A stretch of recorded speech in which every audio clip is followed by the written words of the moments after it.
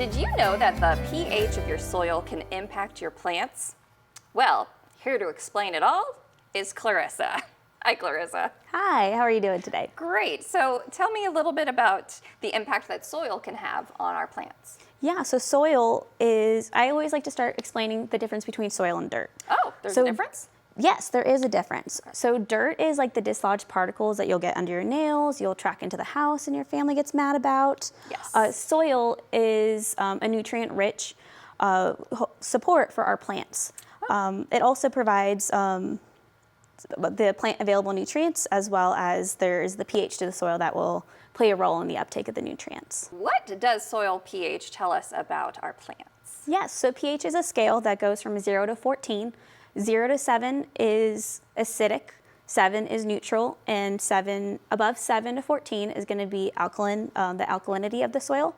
It tells us the available nutrients. So if the soil is too low, or the pH is too low, or the pH is too high, then there's not going to be the available nutrient uptake, and it can also lead to a toxicity with too much of the specific nutrient available in the soil that is going to impact your plants. I was just going to ask, so are there different pH levels that are perfect for different types of plants? Yes. The ideal range is 5.5 to about 7. That's the general range for most plants. However, some plants, such as blueberries, are going to want a more acidic soil, so more in the 4.5 range. And they won't be able to grow, or they won't grow as well in a pH that isn't what their targeted zone is. So if you don't know what the pH is, how do you test it? We actually conduct soil testing, soil pH testing at our UF IFAS Extension Orange County office in our plant clinic. So our master gardeners will run samples weekly every Friday morning. So you can drop off samples Monday to Thursday from 10 to 5. Samples are $2 each.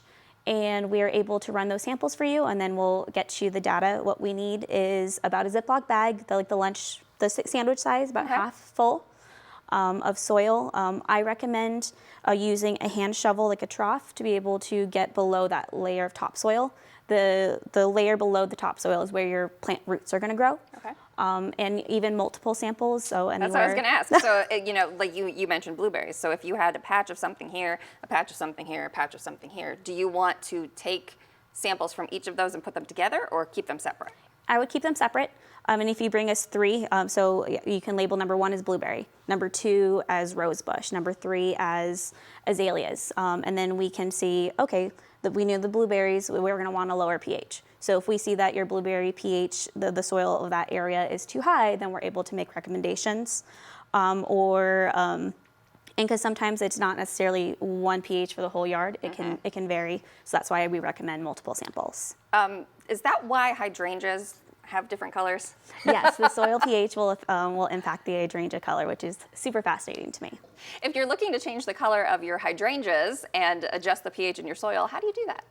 There are ways to adjust your soil pH, such as calcium carbonate or elemental sulfur. So being able to add either of those elements.